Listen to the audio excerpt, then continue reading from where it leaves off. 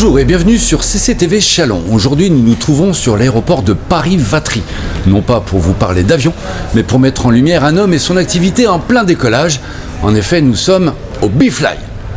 I believe I'll be fly. Oui, Alan. Reportage. Après le Cabana, Place Foch et le K-Beach au Jard de Châlons-en-Champagne, le père des bars éphémères a enfanté un troisième concept dans un lieu insolite. À l'heure où certains doutent du capital de l'aéroport de Vatry, le jeune entrepreneur n'a pas hésité à prendre les devants. Visite guidée avec Gérald Imberlin. Le Gérald, on se trouve où là exactement? Alors on vient de quitter le terminal, désormais donc on va au B-Fly. Donc le B-Fly, expliquez-nous. Donc c'est un bar-restaurant ouvert depuis le 1er juillet 2015 avec notamment une belle petite terrasse et une vue directement sur la piste de l'aéroport. Voilà, c'est-à-dire que les gens, une fois qu'ils ont fini d'enregistrer, je suppose qu'ils viennent vous voir, prendre du bon temps en attendant les avions et les voir même décoller ou atterrir depuis votre terrasse. Tout à fait, donc ils enregistrent leurs bagages et dans l'attente du départ, ils viennent se rafraîchir et se reposer sur l'accès ici. L'objectif du B-Fly, comprenez Before Fly, avant le vol, est très simple. Vous transportez sur les lieux de votre destination avant même de monter dans l'avion. 2 heures avant d'embarquer, vous pouvez y déguster par exemple, et pour ne pas citer toute la carte faute de temps, une bière portugaise, un vin marocain et même vous restaurer dans une ambiance musicale qui vous exporte à plusieurs kilomètres de notre région. Pourquoi? Qu'est-ce qui vous a poussé à créer ce troisième endroit? Alors ça a débuté tout simplement, je prends de temps en temps l'avion déjà pour Vatry, notamment pour partir sur Nice, et je me suis toujours demandé pourquoi il n'y a pas d'offres de restauration, de petits bars sympas en attendant le vol tout simplement. Et donc après une rencontre avec la directrice de la communication, j'ai simplement proposé une idée notamment de bar pour l'instant éphémère mais qui pourrait éventuellement perdurer. Et donc elle m'a fait visiter cette cellule qui était vide. Donc j'ai vu le potentiel par rapport à l'emplacement, donc je me suis dit pourquoi pas. Vatry, avec notamment son nouveau directeur Monsieur Lafay, a tout de suite adhéré par contre au projet et c'est aussi grâce à eux, c'était aussi, ça manquait, ils en étaient conscients et on s'est rencontrés au bon moment.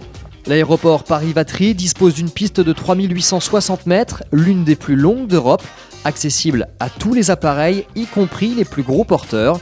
Conçu pour transporter environ 150 000 tonnes de fret par an, l'aéroport n'en a reçu que 6 000 en 2014. Autant dire que le potentiel est phénoménal. Grâce au vol low cost, plus de 350 000 passagers ont foulé le tarmac marnais depuis juin 2010. Après Porto, Nice, Ajaccio, Malaga et Marrakech, de nouvelles destinations sont à l'étude. Le renouveau chalonnais passera aussi par Vatry, la ville et l'aéroport ayant tous deux besoin de l'audace de chacun.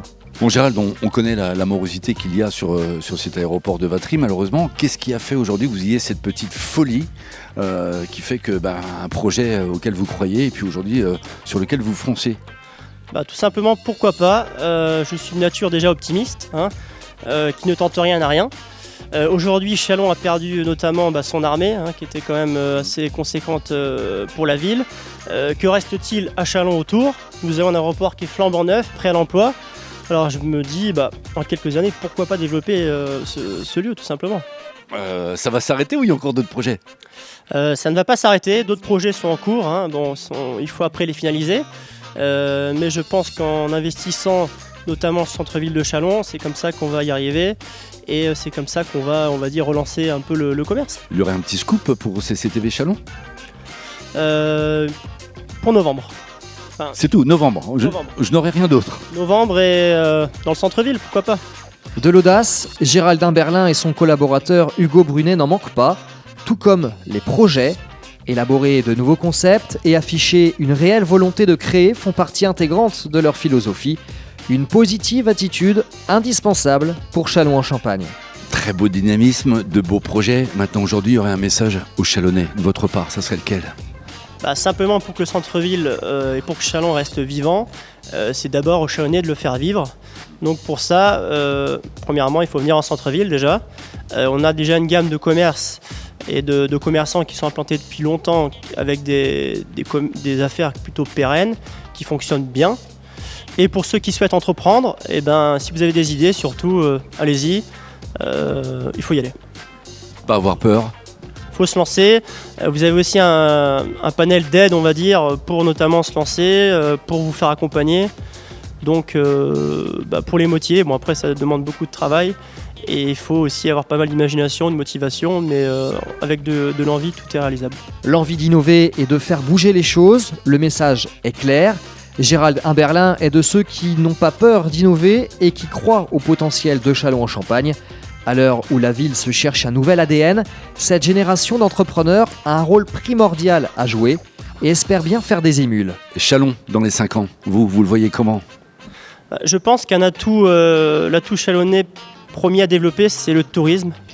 Ça peut vous paraître surprenant, mais je vois notamment l'été, Place Foch et même au Jard, on a un potentiel touristique quand même assez important. On reste pour l'instant une ville de passage entre deux destinations, etc. Mais je pense qu'avec une offre d'activités, de choses, notamment de choses à visiter, et donc qui dit tourisme dit notamment pouvoir d'achat. Qui dit pouvoir d'achat dit des commerçants contents. Et avec des commerçants contents, des affaires qui se développent, un centre-ville vivant et des Chalonnais qui reviennent au centre-ville et qui aiment leur ville. On en parlait justement dans un de nos derniers reportages au bar L'Annexe, Place Foch justement, qui a un gros capital touristique sur Châlons, ne l'oublions pas. En tout cas, merci à vous Gérald de nous avoir reçus aujourd'hui.